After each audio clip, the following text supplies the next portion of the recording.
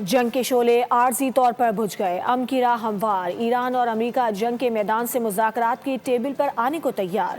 پاکستان نے امن کے لیے تاریخی کردار ادا کیا۔ وزیر اعظم شہباز شریف اور فیلڈ مارشل سید عاصم منیر کی کاوشوں سے 2 ہفتوں کے لیے خطے میں امن ممکن ہو گیا۔ وزیر اعظم نے دونوں فریقین کو مذاکرات کی دعوت دی جو قبول کر لی گئی۔ جمعے کے روز اسلام آباد مذاکرات کی میزبانی کرے گا۔ پاکستان کی تاریخی کامیابی دنیا بھر میں بول بالا۔ وزیر اعظم شہباز شریف اور فیلڈ مارشل سید عاصم منیر کی سفارتی کوششیں رنگ لے آئیں۔ عارضی جنگ بندی پر اتفاق کے بعد مذاکرات کا دور پھر چل پڑا۔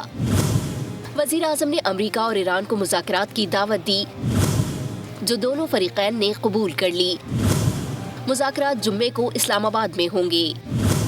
ایران کی جانب سے مذاکراتی ٹیم کی قیادت وزیر خارجہ عباس عراقچی اور پارلیمانی اسپیکر باقر قالیباف کریں گے، جبکہ امریکہ کی طرف سے نائب صدر جے ڈی وینس وفد کی قیادت کریں گے۔